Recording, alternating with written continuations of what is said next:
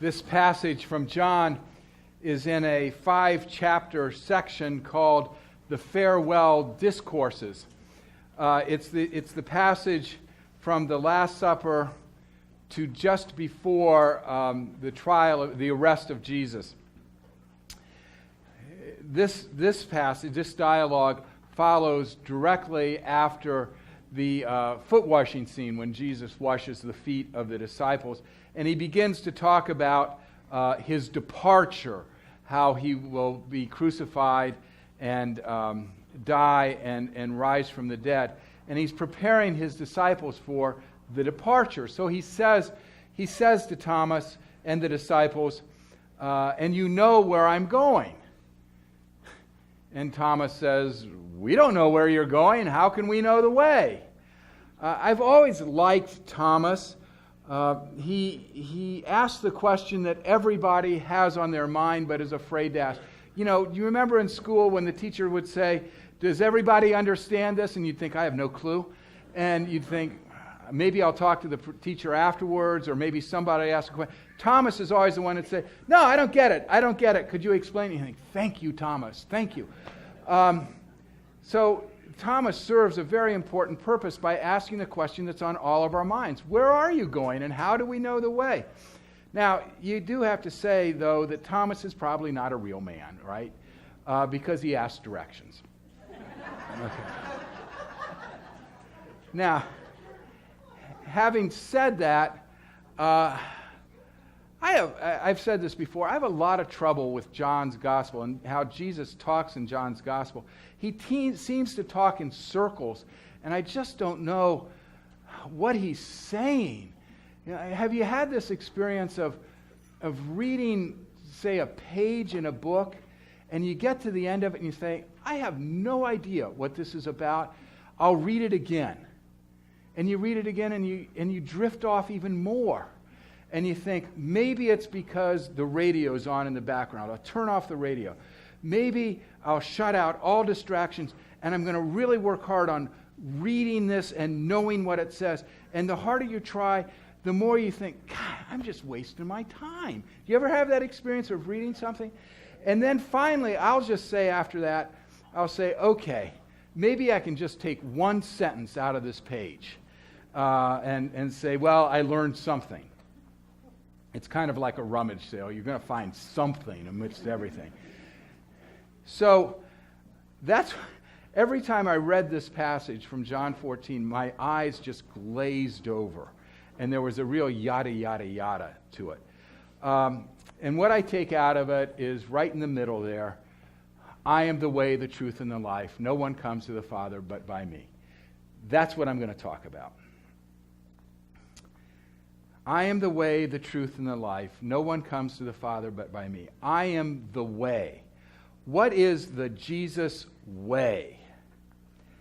The Jesus way is that death leads to life. Death leads to life. He says it earlier in John. Unless a grain of wheat falls to the ground and dies, it remains alone. But if it dies, it bears much fruit. Jesus is very acquainted with suffering and death. He's very aware of suffering in people's lives. I went to a conference that the medical school in Wexner Center put on the opioid epidemic a couple weeks ago. It was really good. And one of the doctors got up and he was talking about treatment, and he said, one of the things we've got to come to terms with in the United States is that life is not pain-free. People will experience pain. We can't avoid it. Jesus understood that. We can't avoid pain. We can't avoid suffering. We can't avoid death. But death leads to life in the Jesus way. He says this and lives this over and over again. Those who lose their life will find it. I will be turned over to the religious leaders, crucified and die, and I will come to life in 3 days. Those are his teachings. You know, he would go to people who were essentially dead. The prostitutes, the sinners, the demon-possessed, the addicted. And he would give them new life. In the Jesus way, death leads to life. In our world, it's more of life leads to death. That's how we tend to see things. That's why we are so resistant to change. If I change, I will die. That's why when people go through a crisis of faith, they have to hold on to what they've got. Because all that happens if they let go of it is death. That's why churches are so resistant to change, because if we change, we'll die. That's why businesses are resistant to change, because if we resist it, we will die. Because our world believes that life leads to death. Jesus' world of death leads to life is transformative. Lives are transformed in the Jesus way. Lives are remade in the Jesus way. Lives are resurrected in the Jesus way. The Jesus way, an example is AA, is a Jesus way. Death leads to life. That's the Jesus way. I am the way. I am the truth. He says to Philip, or Dan in our scripture reading, those who have seen me have seen the Father. That's the truth for Jesus. Those who have seen me have seen the Father. When we see Jesus forgiving the woman taken in adultery, we see God forgiving her. When we see Jesus eating with the marginal people, we see God eating with the marginal people. When we see Jesus including the Syrophoenician woman who was racially impure, we see God accepting the Syrophoenician woman. This again, this truth of Jesus is again something about hope and new life that's given to people, that God gives to people.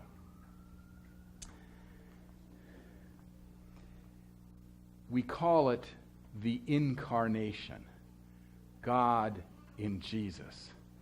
That God is not confined to Jesus, but God is defined by Jesus. And if God can be in Jesus, God can be in other people too. And the Spirit of God can be infleshed in other people. That's the truth of the incarnation. And the early church went so far as to say that God is not only in people in the Spirit, God is in creation.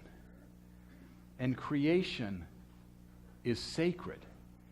And people are sacred because God's Spirit is in them. And that's the truth that Jesus talks about. And then Jesus says, I'm the life. I'm with you. You are not alone. You are not abandoned. do not let your hearts be troubled.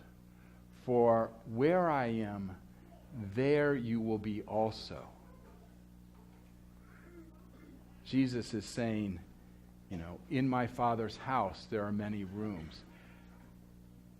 God's heart is big enough to include all people. We are not alone because God's heart has room for us to include us, and that's life-giving. I said I went to that opioid conference a couple weeks ago. I knew there would be a lot of science that I didn't understand, and I think most of the crowd was doctors and physicians. I went because the keynote speaker was J.D. Vance, who wrote Hillbilly Elegy, and I wanted to hear him. I'd read his book. I wanted to hear him.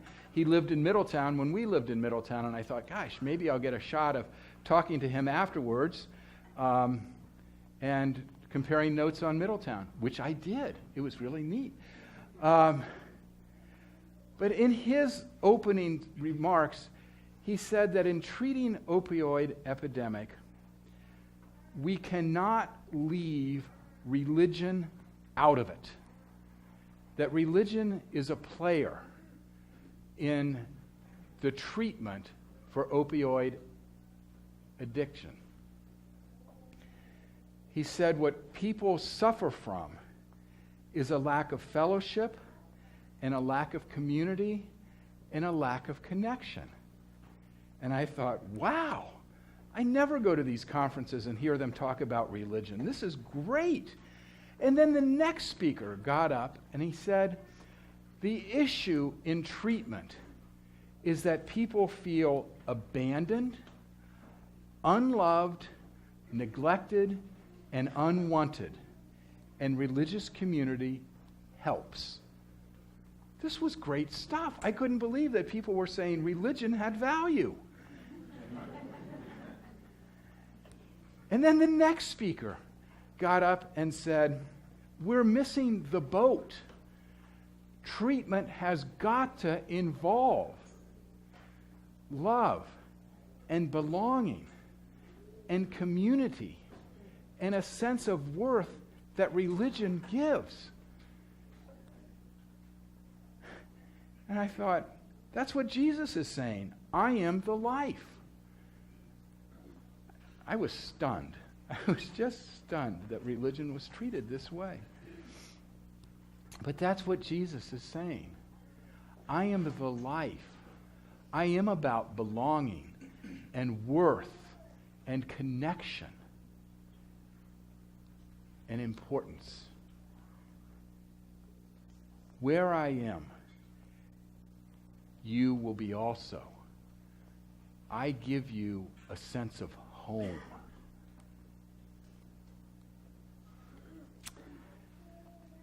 When my sister and I were growing up, we were friends with, our families were friends with a family in Louisville. And every summer, we would get together at a state park in Indiana for a picnic on a Sunday. It was great for me because I didn't have to go to church that Sunday because we were driving to this state park. I loved it. And the kids were about the same age. They each had a son and a daughter, and each had a maternal grandmother. And we would drive, and remember cars in those days weren't air conditioned, and they had that hump in the back. And my grandmother would have to sit in the middle, and my sister and I would flank her.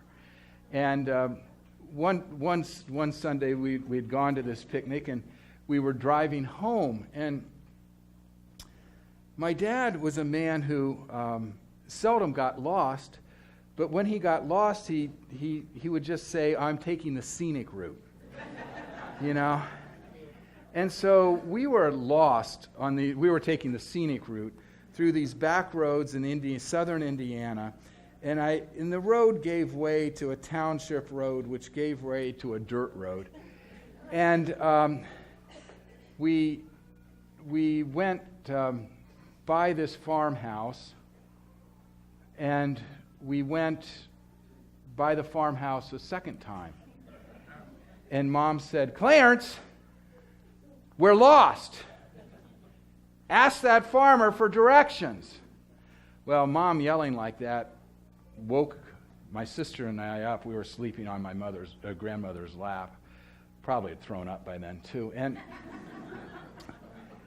the farmer came over and said, well, you take this road, and then you turn left, and then you go to the end, and then you turn right, and da-da-da-da. And within a half hour, we were back at the farmhouse. And it was getting dark.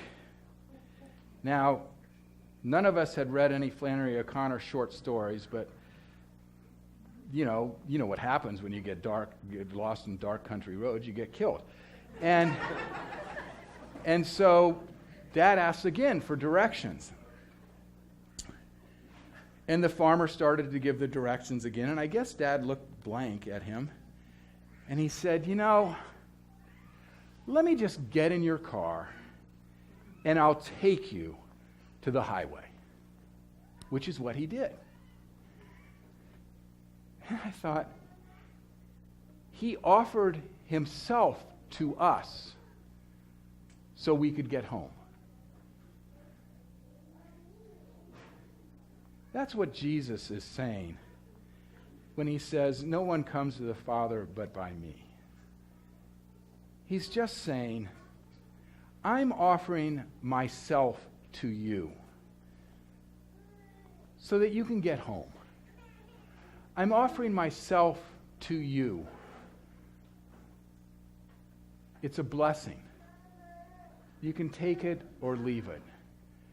But I'm offering myself so you understand the way, the truth, and the life, all of which is hopeful and life-giving. Now, just before I end,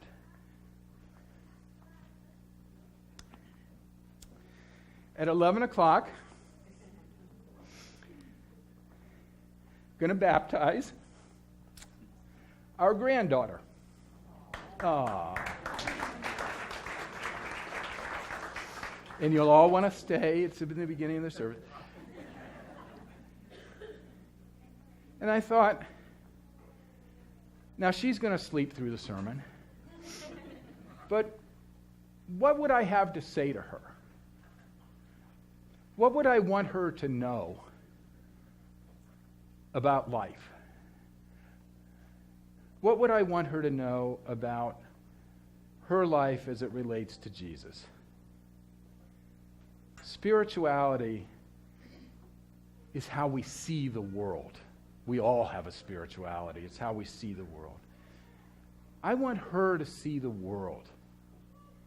That Jesus is the way, the truth, and the life.